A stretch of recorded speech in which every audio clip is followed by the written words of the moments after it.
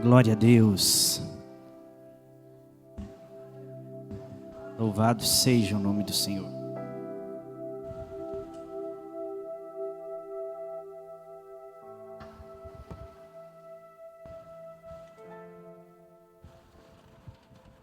Louvado seja o nome do Senhor. Amém, igreja?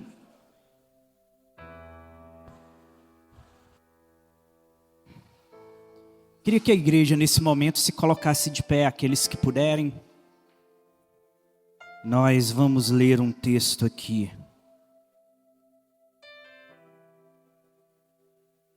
Texto muito conhecido dos irmãos.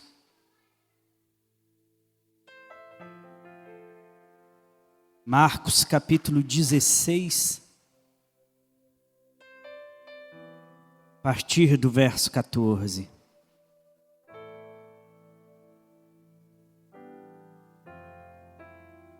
Marcos 16, a partir do verso 14.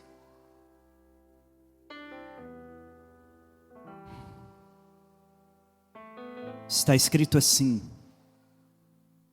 finalmente apareceu aos 11, estando eles assentados à mesa, e lançou-lhes em rosto a sua incredulidade e dureza de coração, por não haverem crido nos que o tinham visto já ressuscitado.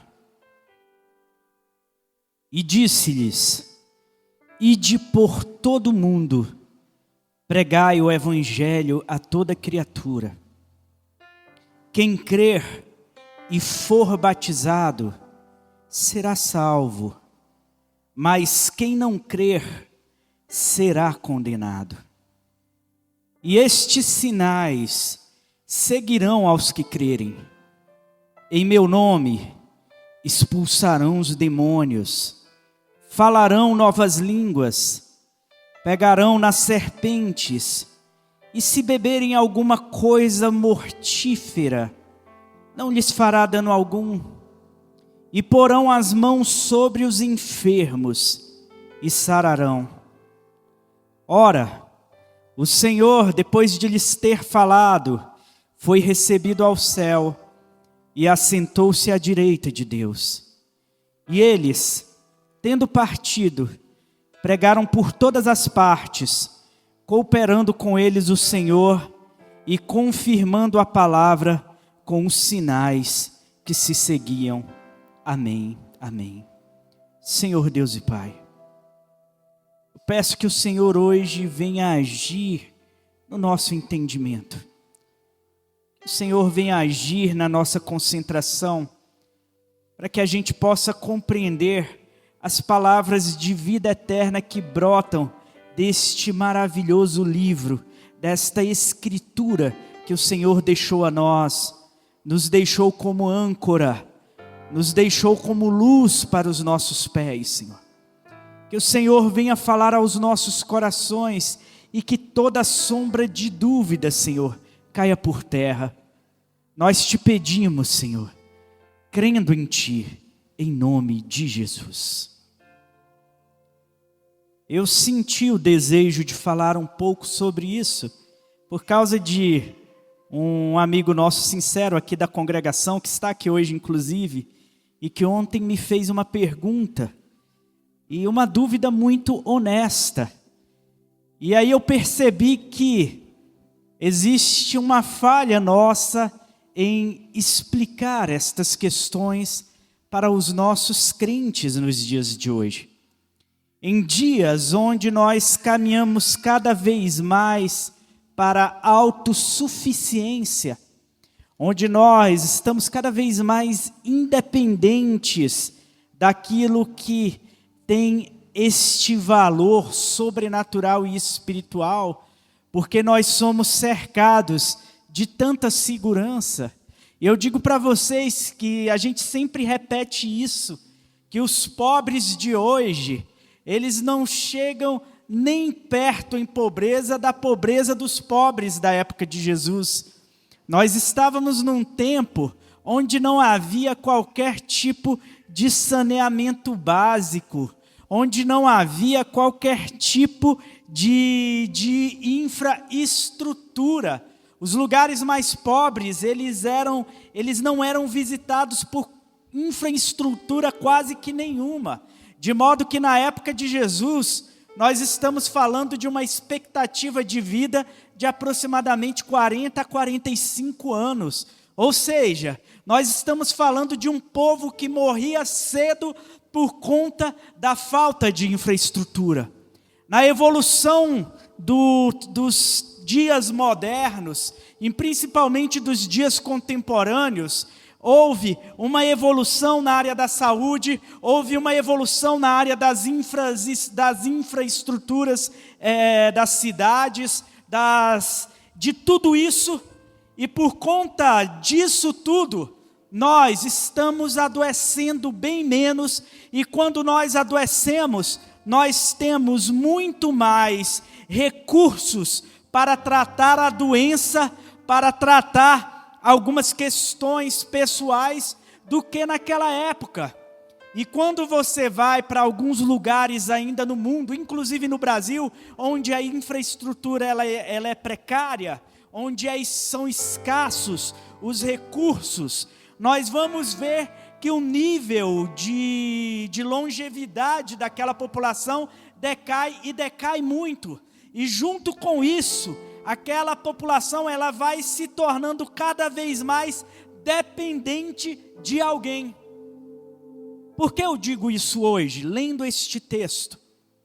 Porque a grande questão que se suscita nos nossos dias, e a principal questão é, por que nós não vemos tantos sinais e maravilhas? Eu digo isso para vocês, que há uma necessidade de a igreja verdadeira do Senhor raciocinar e refletir um pouco acerca disso, porque nós estamos cercados de charlatães da fé, de pessoas que se valem de um discurso de subjugação e que arrogam para si um pretenso poder e se utiliza de palavras fortes, de palavras sedutoras e de movimentos sedutores. Muitas das vezes dentro destes movimentos há ali pessoas pagas para fingirem milagres, e que estas pessoas estão arrebanhando um número enorme de incautos, enquanto a igreja do Senhor, tendo disponível para ela todos os sinais e dons espirituais, ela não tem abraçado isso, ela não tem se valido disso, ela não tem se instrumentalizado disso. Os dons espirituais, de modo bem simples, para que você entenda, são aplicativos, são instrumentos, são utilitários, para que o povo de Deus, se valendo daquilo, ele possa exercer o ministério de modo mais poderoso e confirmado.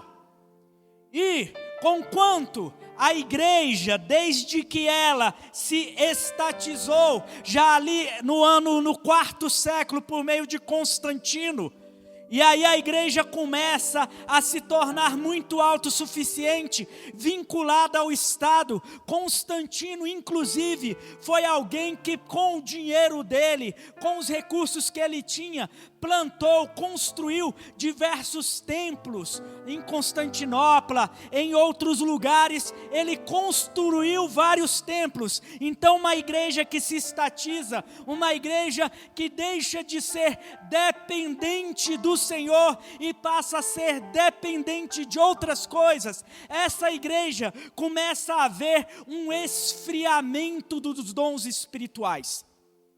Os dons espirituais passam a se esfriar, e a consequência deste esfriamento dos dons espirituais faz com que a igreja busque teologicamente justificar o porquê que eles não se manifestam mais da forma que se manifestavam nos dias dos apóstolos. E aí surge, por exemplo, a doutrina cessacionista, que é uma doutrina que acredita que Deus é poderoso para curar, que acredita que Deus é poderoso para manifestar maravilhas, sim. É uma doutrina que acredita em tudo isso no Senhor, mas não acredita que isso pode ser dado a membros de uma congregação, a membros da igreja do Senhor nos dias de hoje, tal como foi dado aos apóstolos, porque segundo esta doutrina, foi dado aos apóstolos para que eles confirmassem aquilo que eles pregavam, para que os sinais pudessem confirmar a veracidade do que eles pregavam como testemunhas da ressurreição de Cristo. E a partir daí, depois que os apóstolos morrem, não há mais essa divisão de dons para a igreja. Mas eu quero hoje ir para a Escritura, e tão somente para a Escritura. Porque se a Escritura disser, está dito. Se a Escritura não disser, então eu rejeito. E é simples assim. E aqui eu quero fazer uma leitura com vocês, para que vocês compreendam o fenômeno da não manifestação de dons espirituais nos dias de hoje. E quero te dizer uma coisa ao final, eu quero que você aguarde até o final. Porque existem surpresas para esta pregação no final. Olha só, verso 14. Finalmente, apareceu aos 11, e estando eles assentados à mesa, lançou-lhes em rosto a sua incredulidade e dureza de coração. Eu reli essa semana alguns textos de A.W. Tozer. E A.W. Tozer, quando ele falava sobre ser cheio do Espírito Santo, A.W. Tozer, ele morre em 1963, ele dizia o seguinte, você vê que nós estamos ali no final da década de 50, de 1950, para o início da década de 1960, onde nós já não teríamos mais a voz profética daquele homem de Deus. Mas ele dizia o seguinte, o primeiro fator que está vinculado aqui, para que a igreja hoje não experimente mais, para que a maioria dos cristãos hoje não experimentem mais o encher-se plenamente do Espírito Santo, é a incredulidade. As pessoas simplesmente, através da doutrina, que passa a duvidar do poder do Espírito Santo agindo no meio dos seus, a partir da incredulidade, será que isso é verdade mesmo? A partir da incredulidade, já não tem ação do Espírito Santo. Eu sei que o Espírito Santo, ele distribui a cada um como lhe bem apraz, está lá em 1 Coríntios 12. Mas em 1 Coríntios 12, no verso 31, na parte A do versículo, está escrito o seguinte: e estes buscai com zelo os dons espirituais. Buscai com zelo os dons espirituais. E o que a igreja faz? Já que a igreja crê que aqueles dons já não mais são repartidos entre ela, o que a igreja faz muitas das vezes? Não, a gente não precisa mais buscar isso aqui com zelo. Aliás, para que eu preciso destas manifestações? Para que há necessidade do dom de cura manifesto no meio da igreja? Por que a necessidade dos dons de revelações manifestos no meio da igreja? Por que a necessidade do dom de profecia, do dom de operação de maravilhas, do dom de ciência? Por que a necessidade destes dons? Basta para hoje a gente estudar uma boa teologia, a gente ler a Bíblia várias vezes, a gente buscar nos livros, para a gente cada vez mais ter argumentos favoráveis. Isto é suficiente para que a gente saia aí fora ganhando pessoas para Jesus. E aliás, hoje nós estamos tão albergados por bons remédios. Há remédios para a nossa mente, há remédios para o nosso fígado, para o pâncreas, há remédios para o estômago, há remédios para todas as áreas da nossa vida. Então nós não temos mais essa dependência do Senhor Deus. Então, já que eu não preciso disso, eu não tenho nem por que buscar. E a igreja, ela vem se tornando cada vez mais indisciplinada na busca destes dons. E o que ocorre? Enquanto a igreja verdadeira se torna relapsa na busca dos dons espirituais, enquanto a igreja verdadeira não se disciplina na busca dos dons espirituais, sabe o que acontece? Charlatães vão tomando este espaço, porque os doentes, os enfermos, os desenganados, os endemoniados, estas pessoas que precisam, estão aí fora. Estão aí fora. E a gente está aqui dentro muito bem acomodado. Então, se nós estamos aqui bem acomodados, nós estamos cheios de recursos, e nós não estamos indo aonde aqueles que precisam, dependem que estas manifestações dos dons apareçam de modo claro. Estas pessoas passam a se tornar presas destes charlatães da fé, destes falsos profetas, destes falsos doutores. E aqui existe uma exortação para mim, uma exortação para você. Uma responsabilidade recai sobre nós. A ordem de Paulo, a forma com que Paulo trata, quando ele diz: buscai com zelo os dons espirituais. O verbo buscar está no imperativo. É uma ordem. É uma ordem do apóstolo. E essa ordem do apóstolo se estende a toda a igreja. É uma ordem para que a igreja busque, para que a igreja se discipline, para que a igreja coloque os joelhos no chão e peça que o derramamento do Espírito Santo venha de modo poderoso. Mas há necessidade de que a igreja entenda as consequências em volta disso. E eu gosto muito da forma com a qual a W. Tozer trata disso.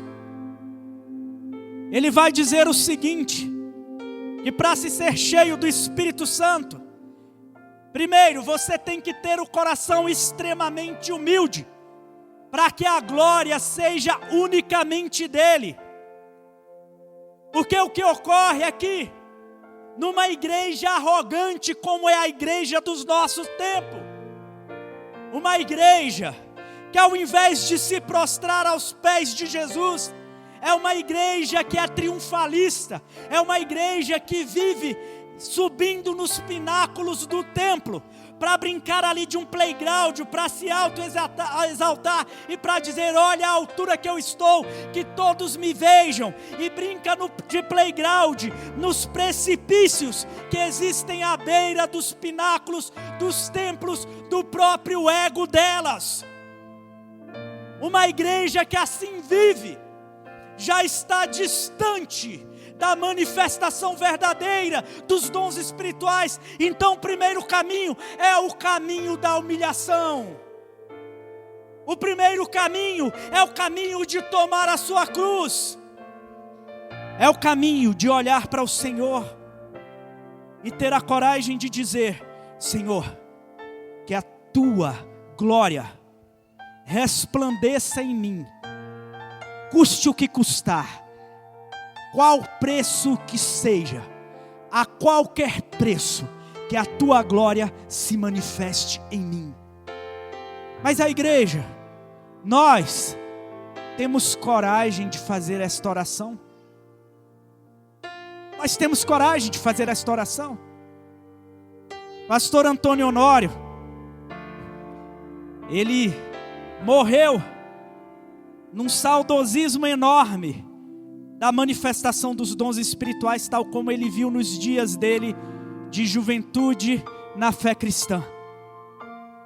E uma das coisas que eu acho interessante é que quando ele foi se entregar ao Senhor Jesus, Ele sabia de toda a perseguição a qual ele seria submetido, do risco ao qual ele estaria submetido, entregando o seu ser para o Senhor Jesus.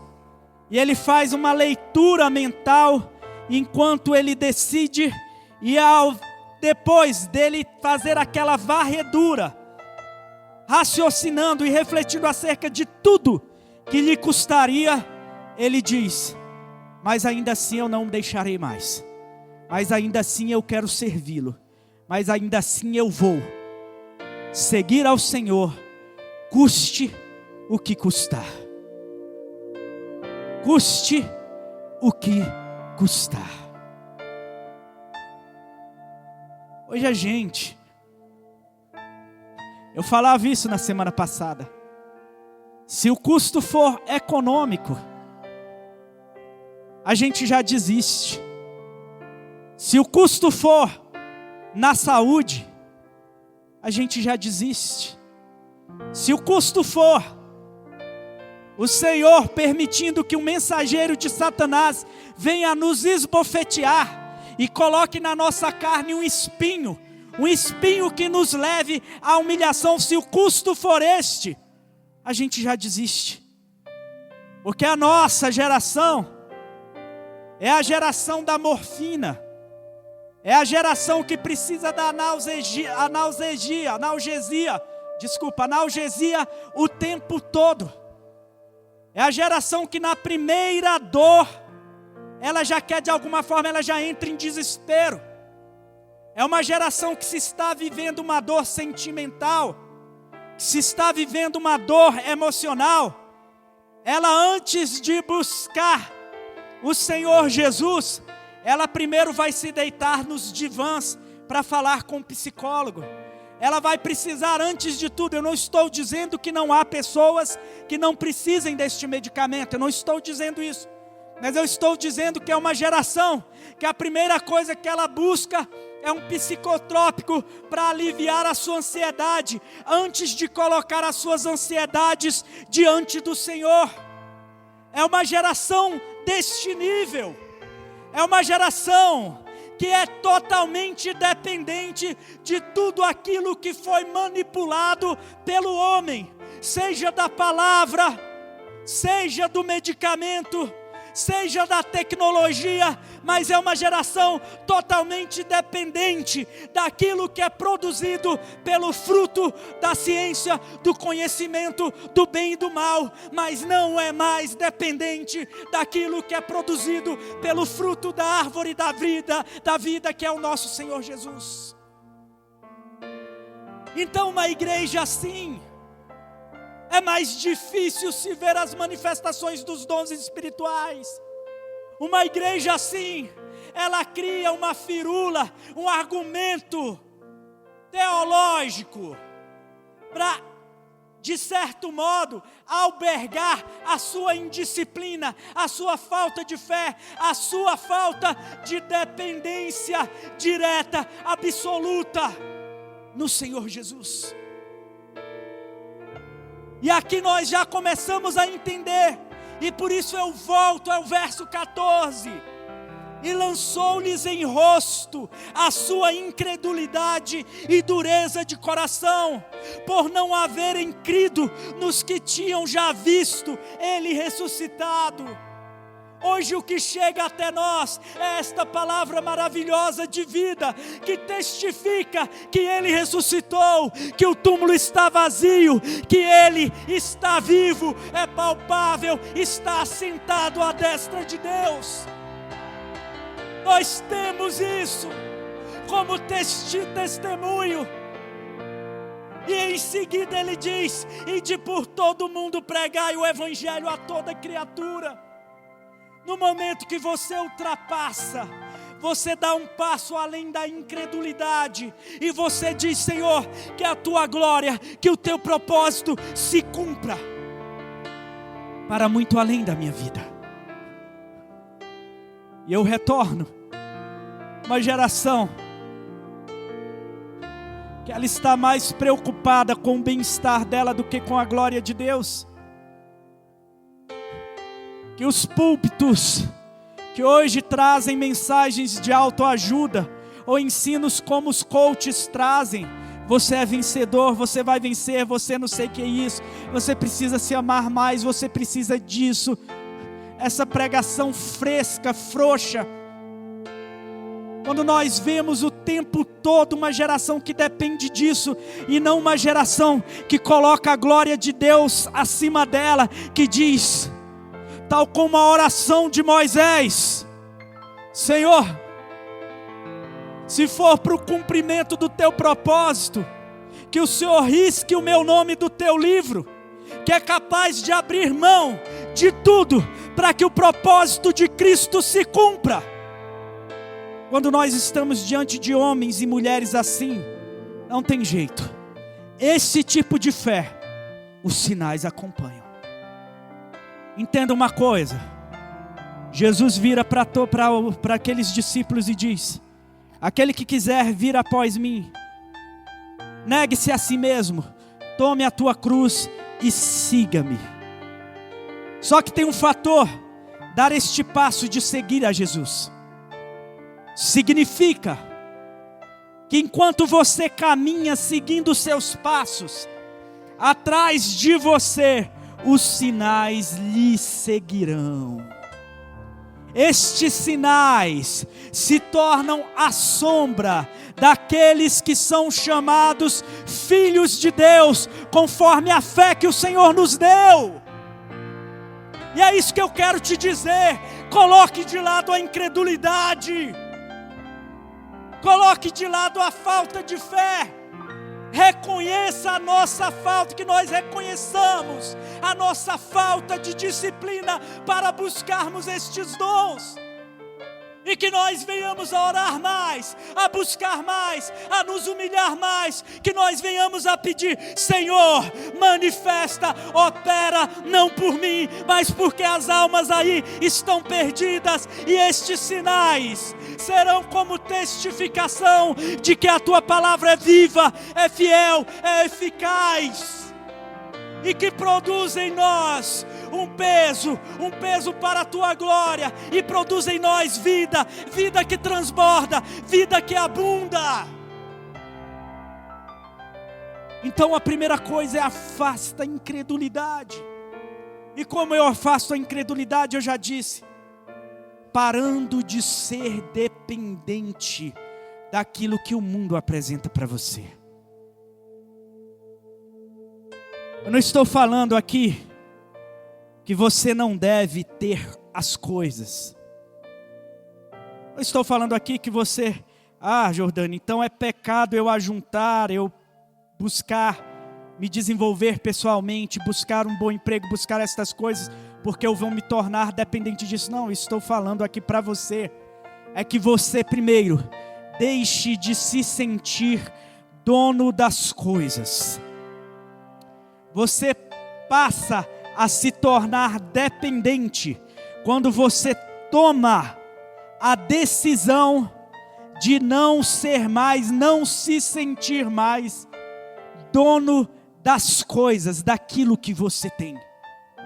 Quando você abandona esta vontade, esta inclinação para dominar, para ser dono, quando você abandona isso, você abandona a necessidade de controle.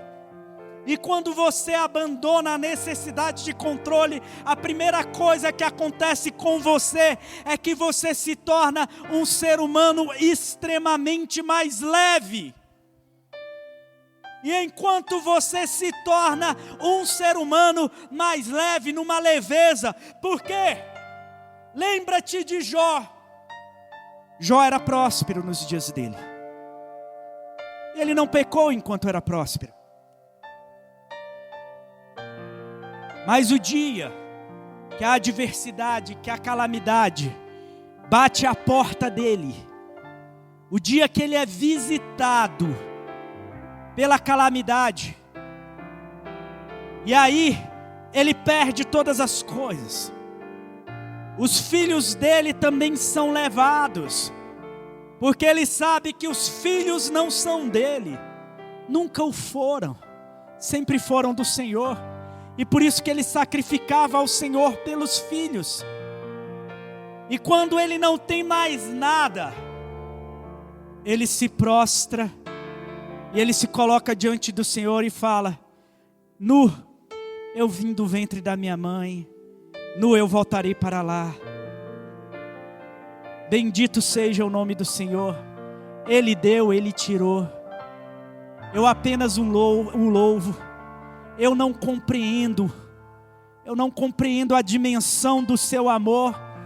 Um amor que muitas das vezes nos comprime, nos espreme, nos constrange. Eu não entendo a dimensão deste amor, mas eu só sei dizer que eu o amo. E na medida que mais eu sou provado, na medida que mais as coisas eu vou perdendo, eu já percebo que eu não perdi, porque eu já as considerei perda antes de perdê-las. Então para mim eu já estou com meu espírito leve, e nessa leveza de espírito, sem uma bola amarrada aos meus pés, não mais aprisionado nas cadeias da avareza, nas cadeias da dependência daquilo que eu tento controlar. Livre, leve e solto, agora eu posso de fato ser como aquele que é nascido do Espírito, que com o vento é soprado para um lado e para o outro, conforme o propósito do Espírito Santo na minha vida. E nesta leveza eu caminho cada vez mais em fé, de sorte que se eu sou visitado pela doença, eu não estou aprisionado à necessidade de saúde.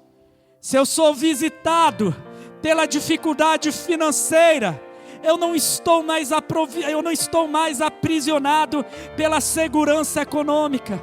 Se eu sou visitado pela perseguição, eu não sou mais aprisionado pela necessidade de sair vivo lá do outro lado, porque eu sei que eu estou garantido na eternidade. E ainda que este meu corpo, este meu templo seja destruído, eu sei que o meu novo tabernáculo, não terrestre, mas celestial, será de glória eterna, será de glória conforme a glória e o corpo do próprio Cristo. Isso para mim é suficiente. Enquanto nós caminhamos nesta consciência, nós começamos a abandonar essa necessidade de controle. Necessariamente, dentro dessa leveza, nós começamos a nos disciplinar mais. A oração ininterrupta vai se tornando um costume deste crente. Ele tem o seu momento no secreto onde ele ora, mas onde quer que ele vá, ele está o tempo todo em oração.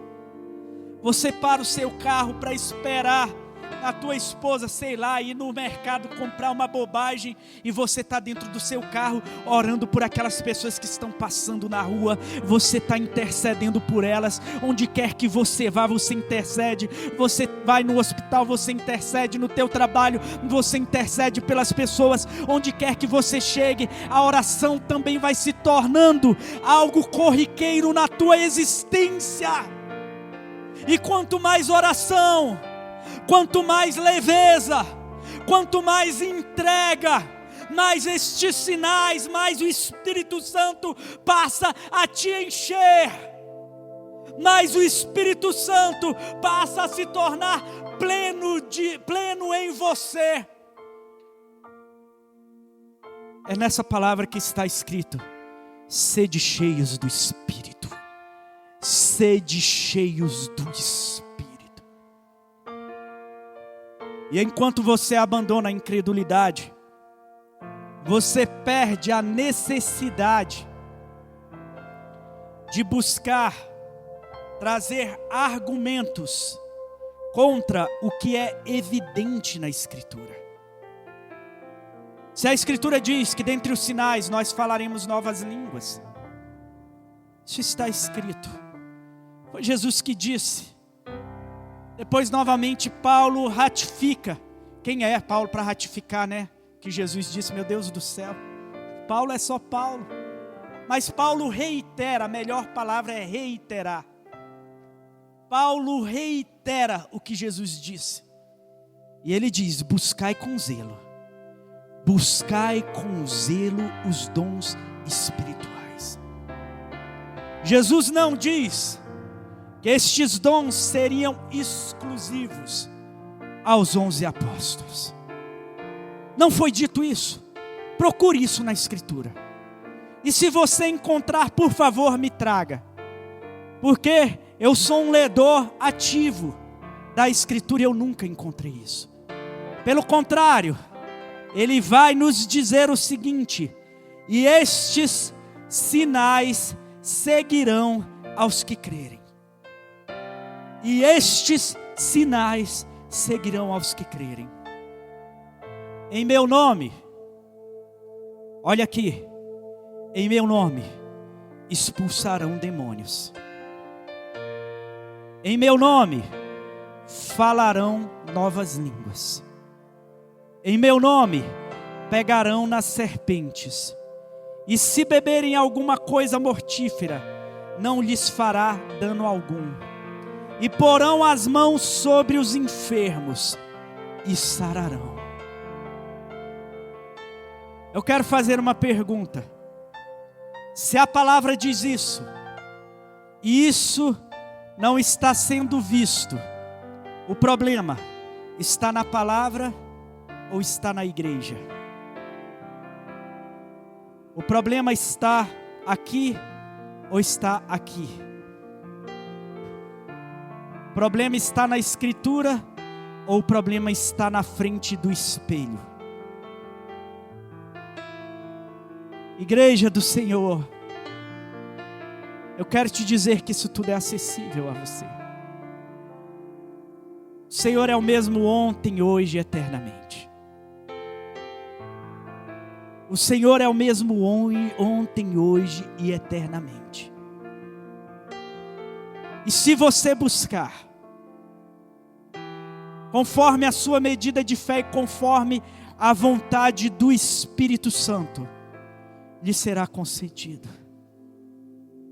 Peça ao Senhor dons. Peça ao Senhor dons. Busque os dons espirituais. Busque os dons espirituais. Busque ser cheio do Espírito Santo. Busque converter a tua vida nesta busca, neste mergulho, neste propósito. Busque caminhar nesta direção. Porque estes aplicativos são facilitadores para a comunicação da fé àqueles que ainda não creram.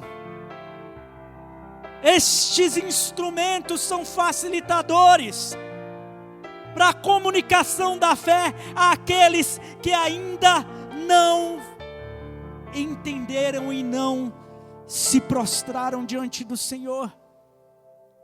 As duas testemunhas que aparecerão na ocasião do Apocalipse, o que testifica o poder daquelas duas testemunhas, o que testifica a autoridade delas, são as maravilhas, são o poder, é tudo que se manifesta através da vida delas. Igreja do Senhor, desperta. Igreja do Senhor, não viva neste marasmo espiritual. Igreja do Senhor, peça sobre você. Porque em breve, por meio de você, pessoas que estarão desesperadas, o Senhor vai te revelar na tua mente. E o nível de intimidade que você terá com Deus será tão absoluto, que quando a voz do Senhor falar ao teu coração, você vai saber que é Ele falando. E você vai chegar àquela pessoa que precisa ouvir o que o Senhor te revelou, o que o Senhor te disse, o que o Senhor te mostrou. E quando você abrir a tua boca e falar, tudo vai ser confirmado. Porque estes sinais seguirão os que crerem. E quando vier alguém e você tiver a percepção de que está endemoniado, você imporá as suas mãos e ele será liberto para a honra e glória do nome de Jesus. Enfermos serão sarados. Igreja do Senhor, coloque-se em posição de buscar. Coloque-se em posição de buscar. Queria que você se colocasse de pé.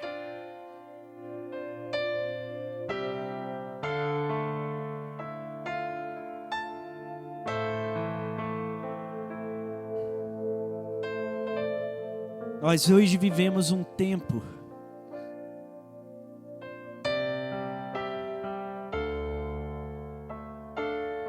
onde a igreja parece estar tímida. A palavra timidez vem do mesmo radical da palavra temor, mas ela tem um significado um pouco diferente, que ela está mais atrelado à questão do medo. Temor como medo e não temor como respeito. Acabou o tempo da igreja ter medo. Quando a Escritura diz que nem as portas do inferno prevaleceriam sobre a tua igreja, o que nós vamos temer? Por que nós vamos deixar que a mentira e o engano do medo possa visitar os nossos corações? Tem pessoas aqui que eu tenho certeza que já foram movidas pelo Espírito para entregar uma palavra para alguém e se reservou, se escondeu. Tem pessoas aqui que já tiveram esse ímpeto dentro de si, mas pensou, não, isso deve ser da minha carne. E a dúvida foi plantada no teu coração, sabe por quê?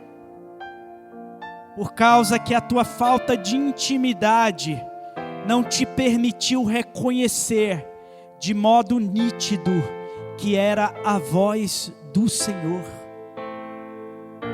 A tua falta de intimidade com o Senhor te fez não entender que aquilo não era apenas algo da tua emoção, mas era de fato o Senhor falando no teu interior e te mandando dizer.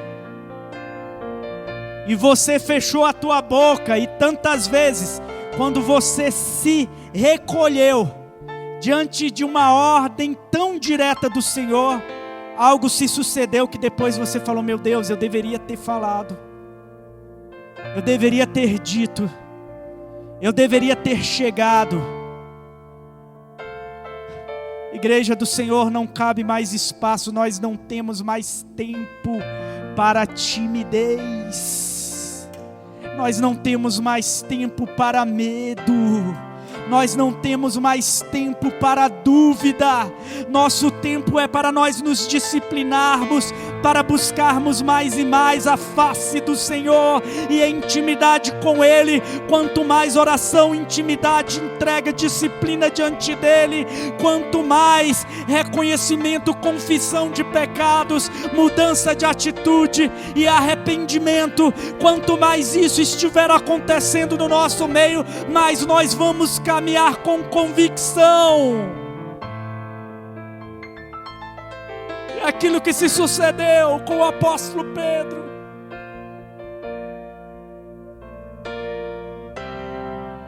Quando ele vira e diz, naquele homem que está sentado, ele diz, não tenho prata nem ouro, mas aquilo que eu tenho eu te dou, em nome de Jesus Cristo Nazareno, levanta-te e anda. Isso está disponível à igreja hoje. Isso está disponível. Busque, igreja do Senhor. Busque, sem medo, sem dúvida. Repreenda a dúvida do teu coração, porque a dúvida é a mentira de Satanás tentando encontrar guarida, tentando encontrar espaço aí dentro. Então repreenda em nome de Jesus. Fecha os teus olhos, Espírito Santo do Senhor. Tu és uma pessoa. Tu és uma pessoa que compõe a Trindade divina. E como pessoa, tu tens vontade, tu tens desejo, tu sentes prazer, tu tens autodeterminação e tu tens poder para agir em nossas vidas, Espírito Santo.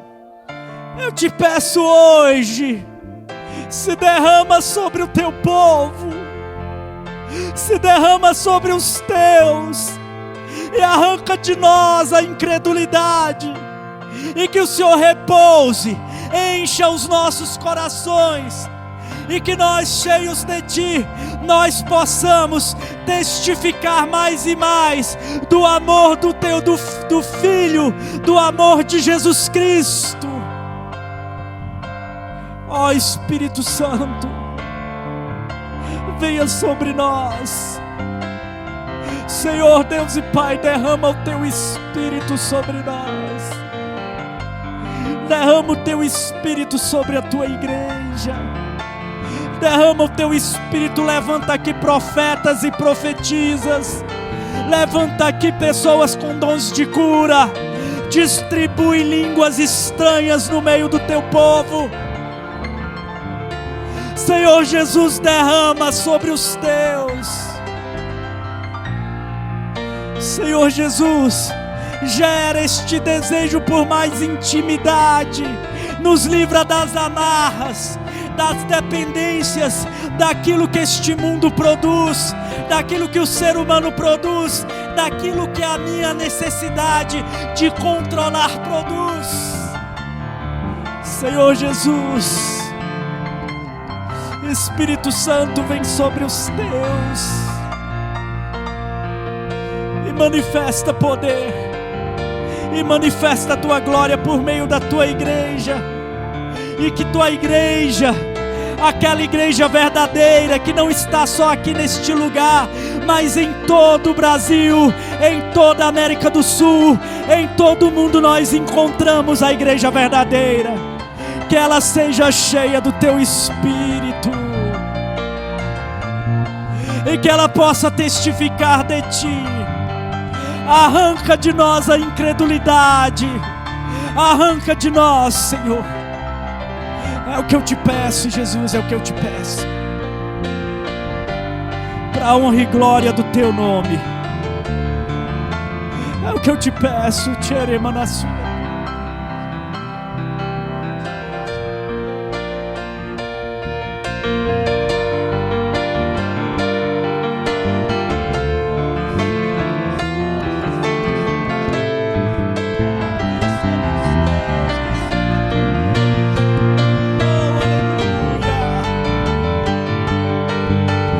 Tua igreja busque, e que Tua igreja busque, e que Tua igreja busque, Senhor.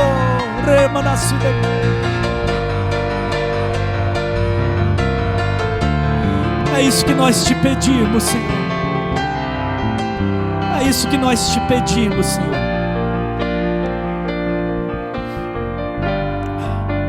E nós te agradecemos, Senhor.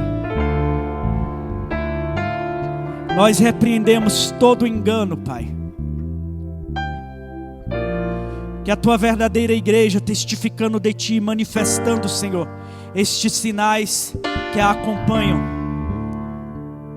sejam esta fonte de vida e de verdade, para trazer clareza àqueles que estão sendo enganados por tantos aí, tantos falsos mestres, tantos falsos profetas, que na sua arrogância, utilizando de artes mágicas, de hipnose, de tantos recursos, tem enganado a tantos, Senhor. e que por causa dessa iniquidade o amor de tantos tem se esfriado, Senhor, mas não. Que o Senhor manifeste sobre aqueles, Senhor, que tem esse desejo diante de Ti. É isso que eu te peço, Senhor. É isso que eu te peço, Senhor. E desde já eu te agradeço, porque eu sei que o Senhor está fazendo e já fez. Amém. Glória a Deus. Queria que a igreja fizesse assim.